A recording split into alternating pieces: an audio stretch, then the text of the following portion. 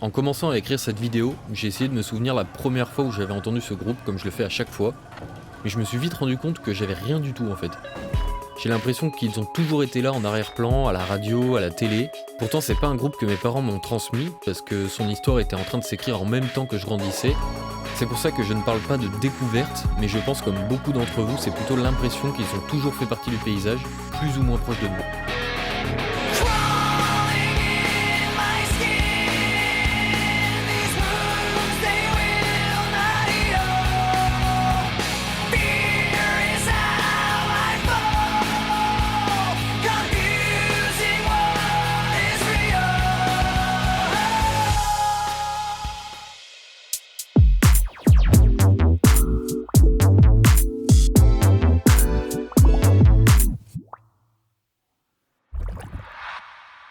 Au milieu des années 90, on a 3 gars, Mike, Brad et Rob, qui rêvent de groupe et de musique et qui décident de créer leur groupe. Ils rassemblent des musiciens à droite à gauche, dont un DJ, et commencent à écrire et répéter des morceaux chez Mike sous le nom de Xero. Mais le problème c'est que personne voit en eux le potentiel pour réussir, ça n'intéresse personne, c'est un peu bizarre et expérimental, tout le monde s'en fout. Voyant le groupe dans une impasse, les 3 amis se retrouvent au point de départ. Mais Mike il abandonne pas, il décide de lancer une audition pour trouver tout d'abord un chanteur, le leur ayant pris la fuite. C'est alors en mars 1999 que Mike reçoit une cassette avec des enregistrements de voix d'un chanteur de l'Arizona qui vient de quitter son groupe, un certain Chester Bennington. À ce moment-là, Mike il est conquis, il décide de lui laisser sa chance dans Xero, qui va d'ailleurs devenir Hybrid Theory, puis Linkin Park, puis Linkin Park. On sait pourquoi ça s'appelle Linkin Park? Ouais, c'est parce que c'est un parc à côté duquel Chester y passait. Ok. Relancé et fort d'un duo rappeur-chanteur, le groupe retente sa chance auprès des maisons de disques et signe enfin en 1999 chez la Warner Bros. Grâce à l'aide d'un certain Jeff Blue qui avait déjà conseillé Chester pour participer à l'audition et qui vient lui-même de rentrer chez Warner. Franchement, leur carrière, Ça va vite, hein.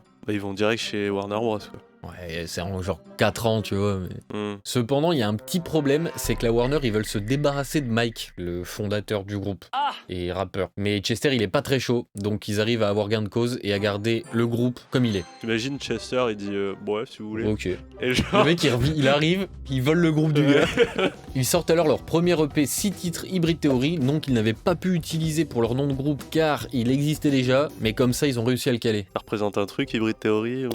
Ça faisait le truc, tu sais, un peu hybride pour les styles et tout, tu vois. Ah oui, bah oui, je Voilà. comprends. Parce que y a le rap et il y a le métal Voilà. dedans. T'as compris. Pour rappel, dans les années 2000, le nu metal connaît un essor assez fou, porté par des groupes comme Limp Bizkit, Korn ou encore Deftones.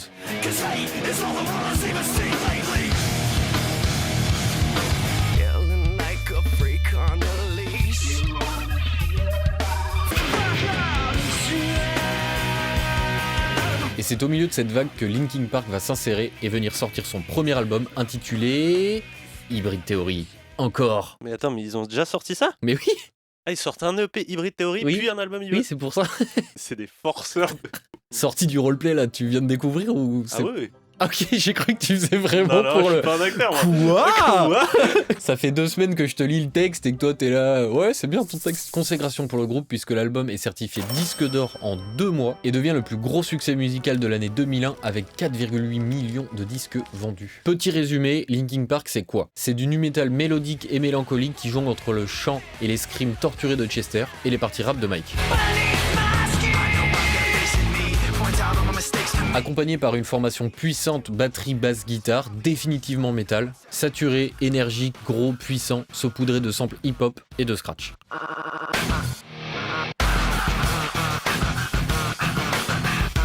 De plus, le groupe se plaît à utiliser internet, ce qui est assez nouveau à l'époque. Il deviendra le premier groupe à passer le milliard de vues sur YouTube avec les clips de Numb et In The End. J'ai vérifié tout à l'heure, il y a 1,9 et 2,4 milliards de vues. Je sais pas si vous vous rendez compte quand même. Moi, je m'en rends compte. Moi, je m'en rends compte. Moi, ça me... Voilà. Les projets annoncés sur Twitter, un site pour les fans avec des exclus, une sorte de Patreon avant l'heure, et plus tard, des chasses au trésor pour l'annonce d'album. Bref, un groupe avant-gardiste dans leur communication, puisqu'ils vont également créer des boîtes d'investissement et de conseils marketing pour des nouveaux artistes.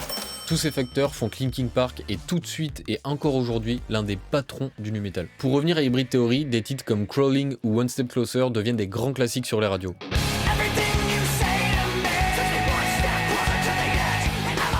MTV leur décerne les récompenses du meilleur clip rock et de la meilleure réalisation pour le clip de In The End.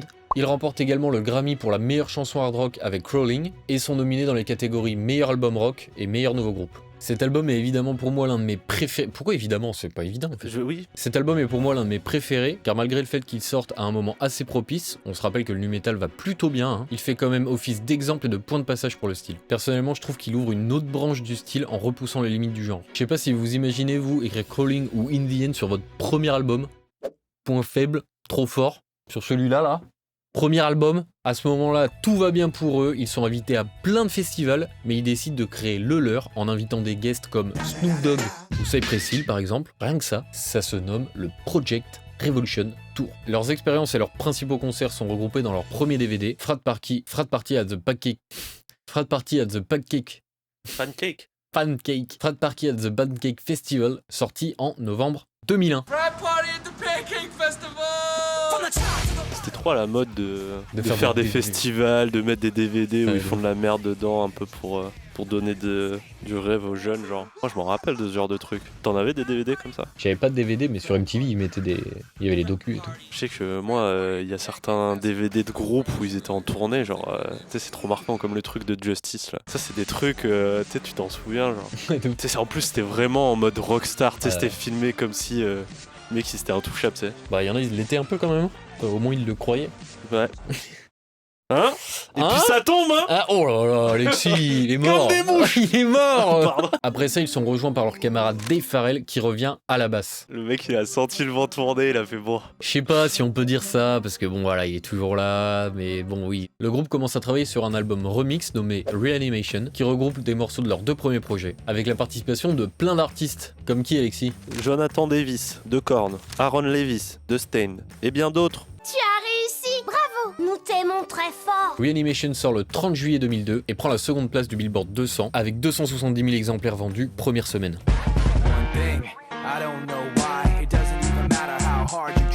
Bon, je l'ai pas fait jusqu'à maintenant, mais on va faire un petit point formation parce que c'est celle-là qu'on va avoir pendant un petit moment. On a qui du coup? On a Chester Bennington au chant, on a Mike Shinoda qui rappe et qui fait les guitares rythmiques, on a également Brad Delson à la guitare solo, on a Rob Bourdon à la batterie, on a Dave Farrell à la basse, et enfin Johan au platine. C'est qui le plus chaud selon toi?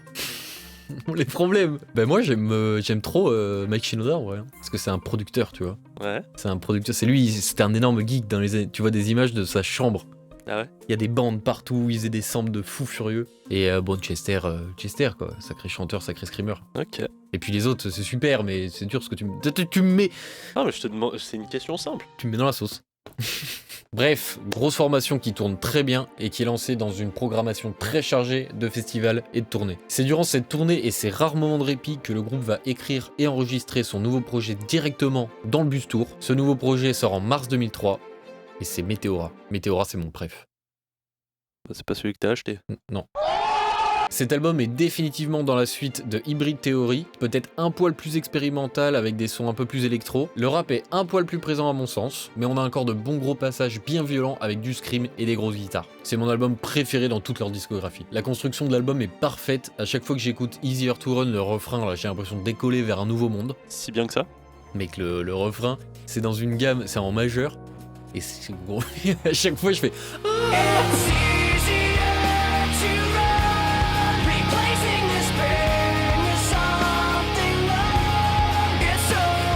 J'ai l'impression d'être dans un edit à chaque fois que j'écoute Hit the Floor, Figure 9 ou Don't Stay.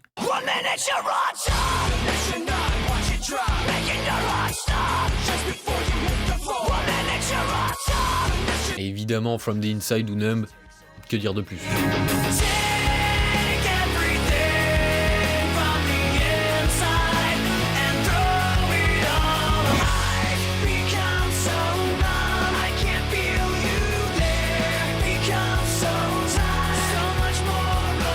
On les voit assumer leur statut et leur style pour devenir un gros du genre, mais aussi de la musique mondiale. En mode ça y est, le nu metal sur le devant de la scène mondiale quoi. C'est une dingue quand même. C'est comme ça que l'album se place directement en première place aux États-Unis, avec 810 000 exemplaires vendus première semaine. 3e meilleur démarrage de l'époque quand même. C'était quoi avant?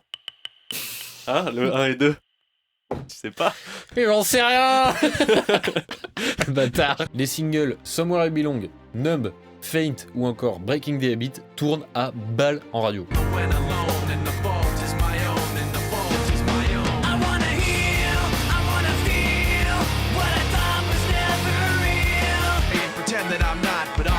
'cause you're all that I got. I can't feel the way I did before. Don't turn your back on me.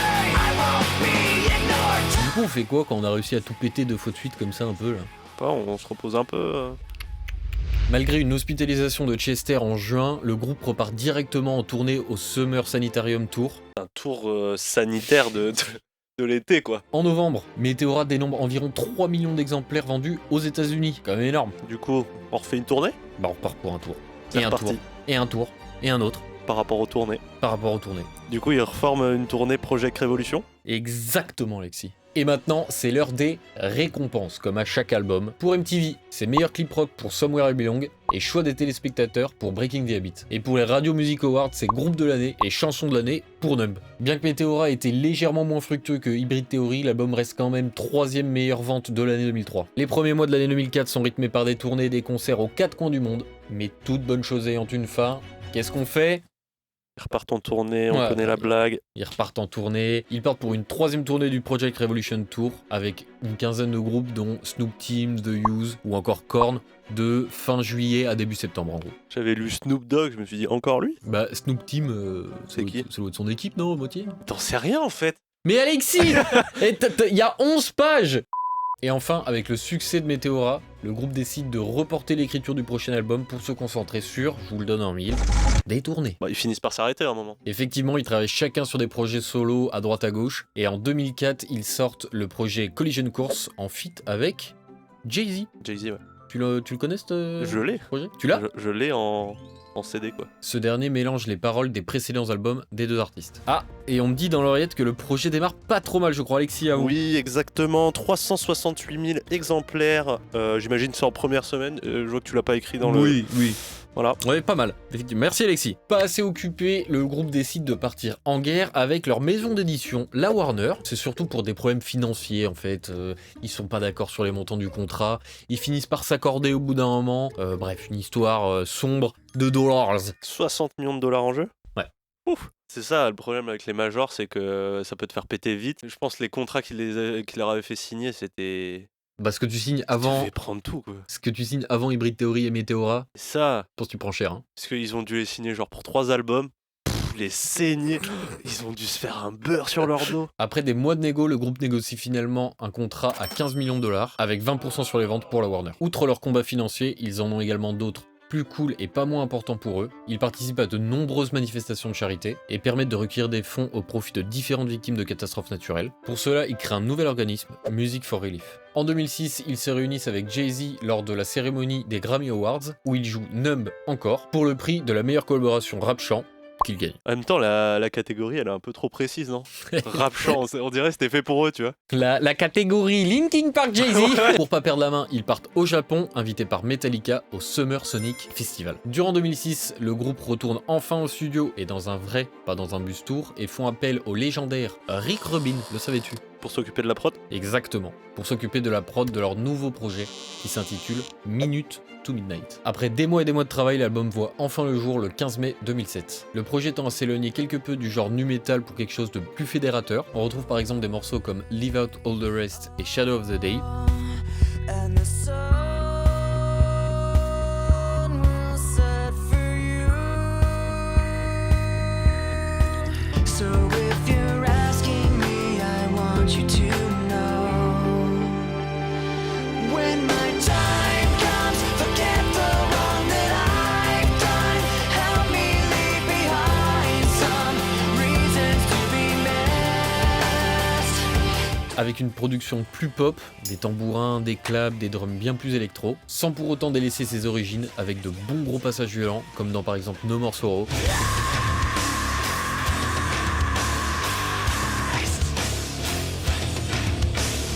Ou avec le légendaire Put Me Out of Your Fucking Misery, présent à la fin de Given Up, qui reste l'une des performances les plus mythiques de la scène chant-scream.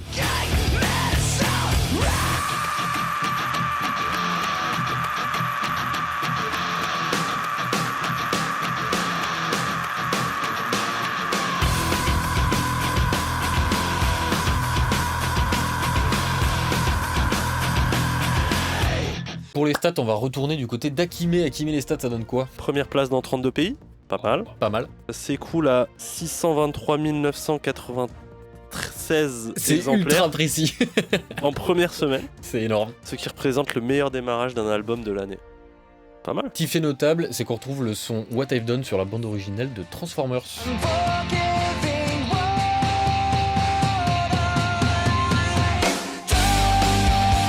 I'll face myself to cross out what I be. Bon, du coup, t'en penses quoi un peu de cet album? Bah cet album, moi, c'est peut-être l'un sur lequel je passe le plus vite. Je sais pas si c'est le fait que ce soit Rick Rubin qui soit à la prod, que ça devienne très marqué dans son époque, je trouve. C'est clairement plus fédérateur. Mais moi, ceux que j'ai envie de retenir quand même, c'est Given Up, évidemment, pour la dernière partie qui est monstrueuse. Et évidemment, What I've Done pour le côté Transformers années 2000-2007. Ouais, celle-là, Voilà. c'est quand même un hymne. Hein. Moi, ça fait quand même partie des albums où tu vois, je connais pas mal de chansons. Sans être un gros fan, il y a quand même 3-4 chansons que tu connais facilement dans cet album et que tu t'es pris Ouais. à cette je- époque-là, tu vois. Je pense que t'as ce côté vraiment plus populaire, plus produit qui fait que du coup t'as moins de morceaux un peu niche quoi. La suite, évidemment, on la connaît, on commence à comprendre. Tournée, concert. Le Japon, le Download Festival, Edgefest et évidemment une 4ème tournée du Project Revolution Tour. Ensuite, Tournée des arènes en Angleterre avec notamment Nottingham, Sheffield, Manchester et une double soirée à l'O2 Arena. c'est énorme dans l'O2 Arena. C'est énorme. Pour conclure ça, on fait quoi? Un petit DVD, Live at Milton Keynes, sorti en novembre 2008. Entre 2009 et 2010, il participe à la bande originale de Transformers 2. Give me reason to fill this hole, connect the space between. Ils font aussi différents singles pour différentes causes et ils créent aussi, accroche-toi bien, un jeu vidéo. iPod Touch, iPhone et iPad, Linkin Park, 8-Bit Rebellion. Ça a l'air nul.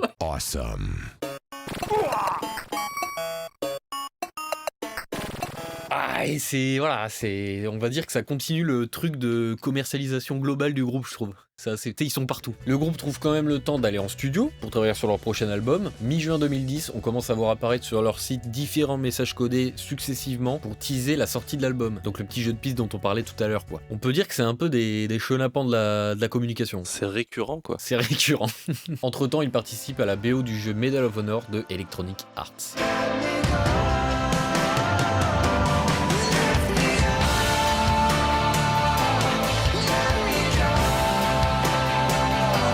Et enfin, le 13 septembre 2010, A Thousand Suns est proposé au grand public. Un album plus expérimental, encore plus moderne, le groupe continue d'évoluer et d'explorer d'autres horizons. Malgré le fait qu'il s'éloigne du métal des premiers opus, c'est un album que je trouve légèrement sous-coté quand même. Grosse mention perso pour les morceaux Riches and King, que je kiffe énormément.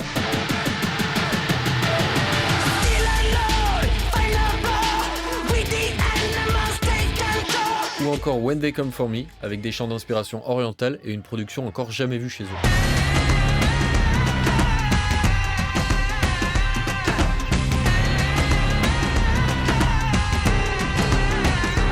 La question est, est-ce que le public va suivre Alexis? En tête du Billboard 200 avec 241 000 exemplaires vendus lors de la première semaine. 3 fois moins que sur le dernier album, quand même. En fait, faut aussi voir tête du Billboard, quoi. Bon, genre tout va bien.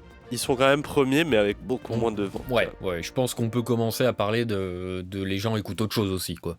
Ok. Voilà. Malgré des résultats, comme on l'a dit, inférieurs à certains projets précédents, l'album conquit les auditeurs. Ça part en tournée des stades, des salles, dont un Bercy, des festivals, on commence à connaître la recette, mais le groupe confie qu'il continue sans cesse d'écrire, ce qui devrait amener un nouvel album bien plus rapidement que lors du dernier cycle. C'est vrai que seulement 4 albums, plus des EP, des BO, des rééditions, des jeux vidéo, des clips, centaines de concerts à travers le globe. Ça fait quoi, toi, l'année dernière? Un poil moins. Hein? Bon, sur 10 ans, c'est quand même pas mal, quoi. Je pense que c'est ton groupe préféré à l'époque. Tu sais, si tu rates un concert, c'est pas grave. Tu vas le voir la semaine prochaine, quoi. Durant 2011, Chester Bennington nous annonce un album avec une portée plus personnelle, qui parle de sujets qui le tiraillent depuis des années, comme on le sait, mais qu'il avait appris à écrire dessus et que ça lui tenait à cœur. Fin juin, le nouvel album du groupe est là. Living Things est un album bien plus électronique que les autres, mais la patte Linkin Park est quand même bien présente. Honnêtement, c'est un album que je connaissais vraiment moins, mais j'ai pas été déçu du voyage. Je veux dire, c'est l'évolution logique qu'on avait, que le groupe nous présentait depuis le début de leur carrière. Perso, je sortirais Victimized, mais vous commencez à connaître aussi mon petit point faible dès que ça commence à gueuler un peu.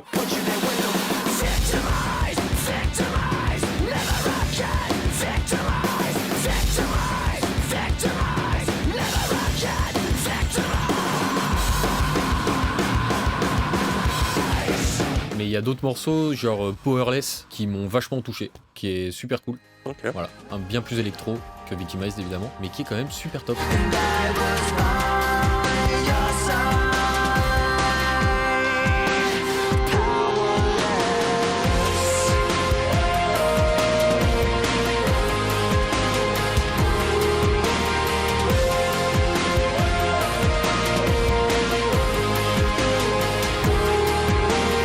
Mais mon morceau préféré c'est peut-être encore Lost in the Echo avec ce giga refrain et ce break bien chelou. So one last lie I can see through. This time I finally let you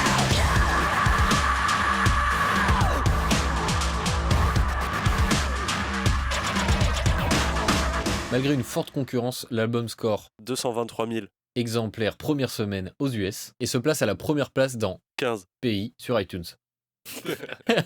Le single Lost in the Echo, dont le clip est sorti le 29 août, est réalisé avec Facebook et comporte des vidéos que les personnes ont utilisées et postées sur Facebook. C'est un truc interactif quoi. C'est un truc interactif, si bizarre que ça puisse paraître, le concept bien qu'inédit a pas tellement rencontré de succès quoi. Non. Après ouais, on est déjà en 2010. Ah, 2010 c'est Facebook Ouais, Prime c'est hein. Facebook Prime quand même. Ouais. Ouais, ça a foiré. C'est peut-être Linkin Park qui est plus à son prime. Ah. Le troisième et ultime single officiel est Castle of Glass. Son clip est sorti le 10 octobre et met en scène un jeune garçon devant faire face à la mort de son père. Il est réalisé en collaboration avec Electronic Arts pour la sortie du jeu Medal of Honor Warfighter.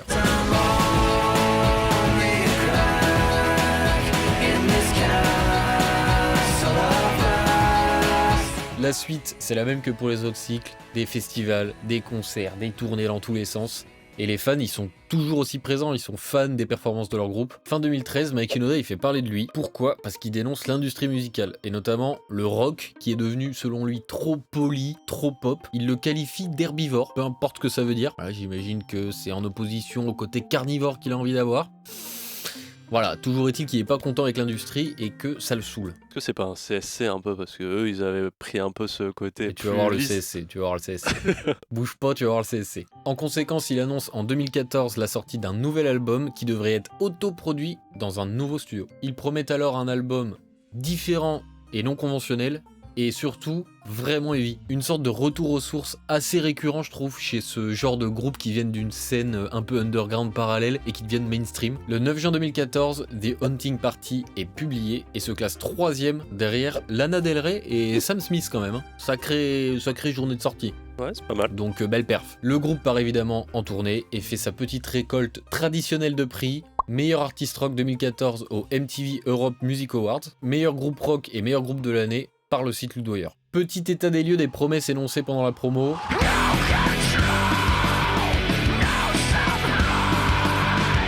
Oui bon bah voilà, il l'avait dit. Hein. Dans War, je trouve qu'on retrouve du Scorpion avec la guitare rythmique et la drum, voire un peu de Motorhead, voire même un peu de Metallica. Maintenant pour vous, objectif, retrouvez toutes les similitudes dans les morceaux.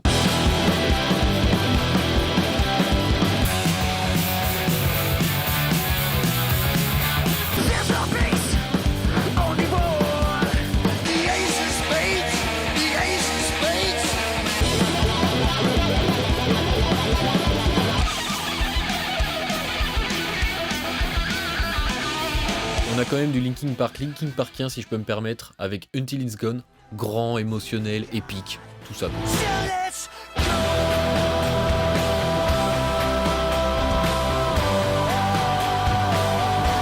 En termes de production, pour geeker un peu, je trouve qu'on retrouve une patte bien plus homemade, notamment dans le son de batterie que je trouve plus raw et naturel. On a peut-être aussi moins de synthé, ce qui donne un son un peu moins gros, mais plus naturel hard rock classique. Fin 2015, via Facebook, le groupe annonce la préparation d'un nouvel album prévu pour 2017. One More Light sort alors le 19 mai. L'album se détache complètement de son prédécesseur avec une production bien plus fournie. Un mélange de pop rock mélancolique avec le single Heavy en feat avec Ciara. Bouge pas, tu vas voir le CSC.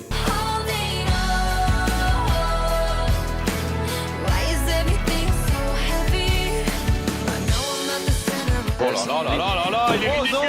Il est ridicule. Il est pas sorti de sa sieste. Il est encore en train de dormir. Du hip-hop avec beaucoup de beats trap superposés au drum live et de samples pitchés bien présents à l'époque. Les thèmes abordés sont peut-être plus sombres que jamais et c'est malheureusement le 20 juillet 2017, le jour de l'anniversaire de son ami et chanteur du groupe Soundgarden Chris Cornell, décédé quelques mois plus tôt, que Chester Bennington se suicide chez lui à Los Angeles. C'est malheureusement ces difficultés et ces souffrances qui ont fait de Linkin Park le groupe qu'on connaît aujourd'hui, en plus du talent et du côté novateur du projet et de ses membres.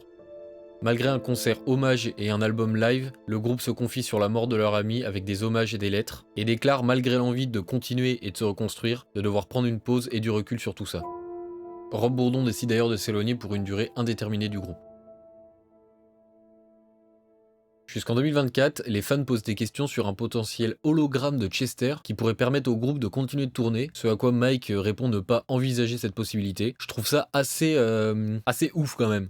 La vie, il est catastrophique, tu sais, Ouais. de dire bon, il est mort, mais mettez un hologramme, genre. Je me vois pas poser genre la question à Dave Grohl de faire un hologramme de Kurt Cobain quoi. Ouais, c'est clair. Après, c'est- j'imagine que tous les fans n'avaient pas ces trucs-là, mais. Ouais mais je sais pas, je trouve ça dingue. Enfin bref, c'est assez horrible et évidemment les membres du groupe ont refusé quoi. Bref, nous voilà le 24 août 2024 et sur leur compte Instagram, on a un compte à rebours un peu bizarre. Je me rappelle à l'époque le voir et me dire qu'est-ce qui va se passer? Et le 29 août, quelques jours plus tard, ils annoncent une date pour une annonce spéciale. Tiens.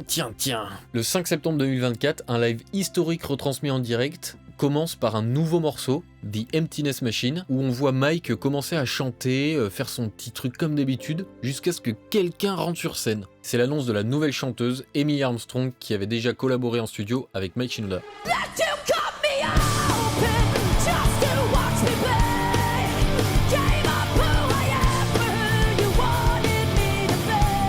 Ils annoncent aussi à cette même date la sortie de leur nouvel album From Zero, qui sortira le 15 novembre 2024. Et là, la magie d'internet se met en place. Malgré un accueil positif du public, certains s'indignent du choix de la chanteuse pour différentes polémiques. J'entrerai pas plus en détail dans l'affaire, je vous laisserai aller voir tout ce qui s'est passé et vous faire votre propre opinion. Et autant l'arrivée de la nouvelle chanteuse fait beaucoup parler, autant derrière on a Colin Brittain qui arrive pour remplacer à la batterie, magistralement si je peux me permettre, mais alors là, tout le monde s'en fout. Le gars il est là, derrière en arrière-scène. Un truc que j'ai trouvé assez dingue, c'est la déclaration du fils aîné de Chester, indigné du choix irrespectueux selon lui du groupe, qui efface la mémoire de son père. Avis suivi par pas mal de monde, mais on parle quand même d'un des fils d'un membre non fondateur qui lance des polémiques face à des membres fondateurs de ce groupe. Je peux pas imaginer ce qu'il a vécu, mais j'imagine quand même que les autres membres du groupe ont eu envie de passer à autre chose et d'aller de l'avant, ayant vécu aussi l'événement. Si on s'éloigne un peu de la tornade qu'a créé cette annonce, l'album From Zero est pour moi une grosse réussite, un joli retour aux sources avec des morceaux d'inspiration Hybrid Theory et Meteora, avec une chanteuse talentueuse qui possède des giga screams. This is what you asked for. Heavy is the crowd. Fire in the sunrise. Ashes raining down. Try to hold it in, but it keeps bleeding out. This is what you asked for. Heavy is the crowd. Ce single, Heavy is the Ground, est choisi pour être l'hymne officiel des championnats du monde de League of Legends en 2024. À titre personnel, je suis super content pour les membres du groupe d'avoir pu renouer avec ce qu'ils aimaient faire. Et je trouve l'album super cool, bien produit mais brut. On y retrouve tous les éléments qui ont fait la popularité de Linkin Park à l'époque. Par contre, j'arrive toujours pas à savoir si j'écoute ça comme un nouveau groupe ou comme un nouvel album de Linkin Park. Mais en même temps, je kiffe bien et je pense que ça me suffit. N'hésitez pas à nous dire comment vous avez vécu toute cette histoire et quelle est votre relation avec ce groupe légendaire. Je me demande aussi s'il y en a certains d'entre vous qui ont embarqué grâce au dernier album et tout le bruit que ça a fait. Bon, t'en retires quoi au final de Linkin Park? Bah, groupe légendaire, déjà. Ça, c'est sûr. On peut le dire, groupe légendaire sur maintenant 25 ans de carrière. Prime Hybrid Meteora. À mon avis, Prime Meteora, Ouais. parce qu'il y a toute l'expérience d'avant. Hybrid Theory, il y a plein de bangers évidemment, tu vois. Ouais. Et franchement, From Zero là, Ouais. je l'avais pas encore écouté de bout en bout. Ouais. Et franchement, trop bien quoi. Et comme je dis, je sais pas si j'écoute Linkin Park ou un autre groupe, mais je kiffe l'album quoi. Pas d'hologramme de Chester? Pas d'hologramme de Chester s'il vous plaît. Ok. Je pense pas que ce soit une bonne idée. Je sais pas, peut-être que vous, il y en a certains d'entre vous qui auraient aimé, dans quel cas je respecte pas votre avis. Écoutez, j'espère que vous avez bien aimé ce nouvel épisode de La Bulle. Il sera suivi comme d'habitude par comment composer comme et un tuto mix. Si c'est le cas, pensez à vous abonner, à laisser un petit j'aime, à commenter, à partager avec vos amis. En attendant, portez-vous bien, écoutez un maximum de musique, c'est le plus important. Ciao.